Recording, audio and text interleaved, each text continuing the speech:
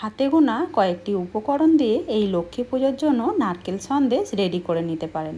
নমস্কার বন্ধুরা, কাজল ভিলেজ কিচেনে সকলকে স্বাগত জানাই। রোজকার মতো আজও রান্নাঘরে চলে এলাম। আজকের রেসিপি প্রথম থেকে লাস্ট পর্যন্ত দেখতে থাকুন, আশা করছি ভীষণ ভালো লাগবে। তো চলুন তাহলে শুরু করা। তো দেখতে পাচ্ছ এখানে আমি সন্দেশ করার জন্য দুটো নারকেলকে ভালো করে বেশ ধুয়ে পরিষ্কার করে একদম কুড়িয়ে নিয়েছি। এইভাবে সুন্দর করে একটু কুড়িয়ে নিতে হবে, যদি একটু কালো কালো থাকে সেটাকে কিন্তু একটু বেছে ফেলে দেবে।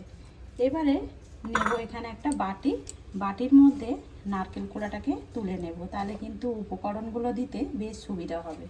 একটু হাত দিয়ে এইভাবে একটু চেপে চেপে নেব। এক বাটি একেবারে ভরে নিয়েছি, একটু চেপে চেপে নিয়েছি। আর নেব এখানে একটা মিক্সিং জারের মধ্যে আমি নারকেল কুড়াটা দিয়ে দেব। তো এখানে আগে এক বাটি দিয়ে দিলাম, এবার এইটাকেও একইভাবে কিন্তু মেপে নিতে হবে। এখানে আগে এক বাটি মিক্সিংয়ের মধ্যে নিয়ে নিয়েছিলাম, এখানে কিন্তু আরও এক বাটি হয়েছে। দুটো নারকেলের মধ্যে এখানে দু বাটি হয়েছে একটা মাপ। তো এবারে সমস্তটাই নিয়ে নেব।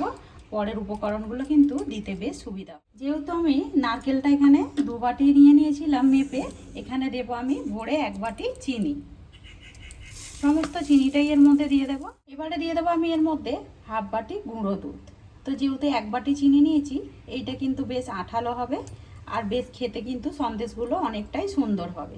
লক্ষ্মী পুজোর জন্য যদি এইভাবে নাড়ু না করে একটু সন্দেশ করা যায় তাহলে কিন্তু বেশ ভালো লাগে। তো দেখো সমস্ত গুঁড়ো দুধটাও কিন্তু আমি দিয়ে দিলাম। এবারে যেহেতু সন্দেশ করছি, একটু সুন্দর একটা টেস্টের জন্য দিয়ে দেবো দুটো এলাচ।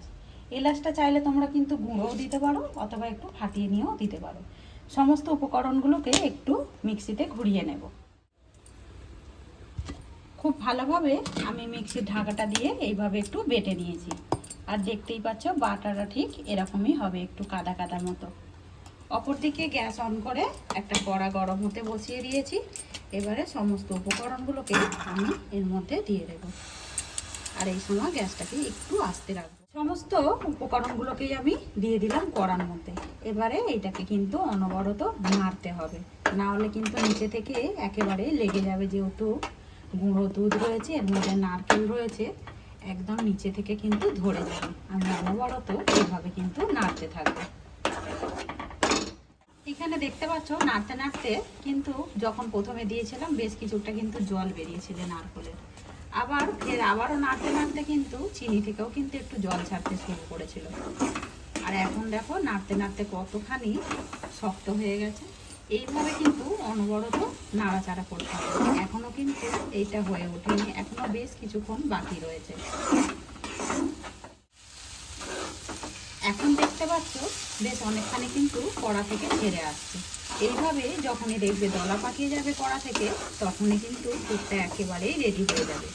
অনবরত নাড়তে নাড়তেই বুঝতে পারবে। আর সুন্দর একটা এলাচ দেওয়ার কারণে নারকেলের একটা দারুণ সুন্দর গন্ধ ছেড়েছে। এবারে সমস্ত পুরটাকে আমি নামিয়ে নেব।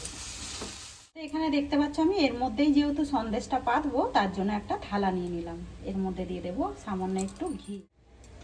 সমস্ত ঘিটাকেই আমি থালার মধ্যে মাখিয়ে দেব।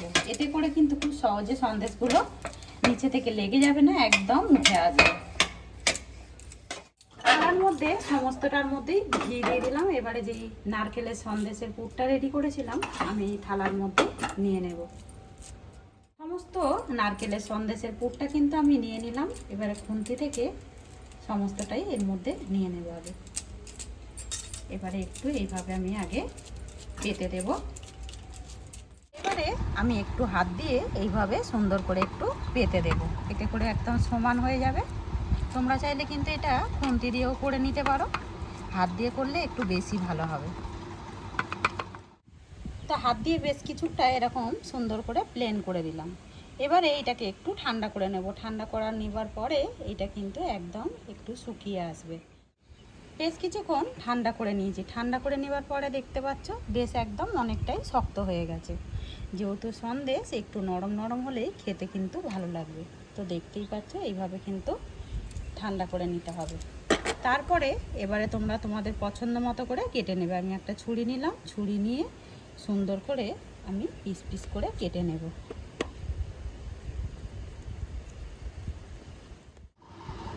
আমি এইভাবে সুন্দর করে পিস করে নিলাম। তোমরা তোমাদের পছন্দ মতো পিস করে নেবে। আমি চৌকো চৌকো মতো করে পিস করে নিচ্ছি। তোমরা চাইলে এটা বরফি যে যেরকম শেপে কেটে নিতে পারো। আজকের রেসিপি আপনাদের কীরকম লাগলো অতি অবশ্যই কমেন্ট করে জানাবেন। যদি ভালো লেগে থাকে একটা লাইক করে দিয়ে এইভাবেই কিন্তু আমার পাশে থাকবেন। তো এখানে কয়েকটা আমি নারকেলের সন্দেশ তুলে নিয়েছি। তো একেবারে দেখতে পাচ্ছ কতটা সুন্দর হয়েছে, খেতে কিন্তু দুর্দান্ত হয়। এই লক্ষ্মী পূজায় কিন্তু তোমরা এরকম নারকেল দিয়ে সন্দেশ রেডি করে দিতে পারো। তো আজকের রেসিপি যদি ভালো লেগে থাকে একটা লাইক করে দিয়ে এইভাবে আমার পাশে থাকবেন, আমাকে সাপোর্ট করবেন। আমার এরকম নিত্য নতুন রান্নার জন্য পাশে থাকা বেল আইকনটি প্রেস করবেন। সবাই ভালো থাকবেন, সুস্থ থাকবেন। ধন্যবাদ। আবারও কোনো নতুন রেসিপি নিয়ে ফিরে আসবো। আজকের মতো এই পর্যন্ত।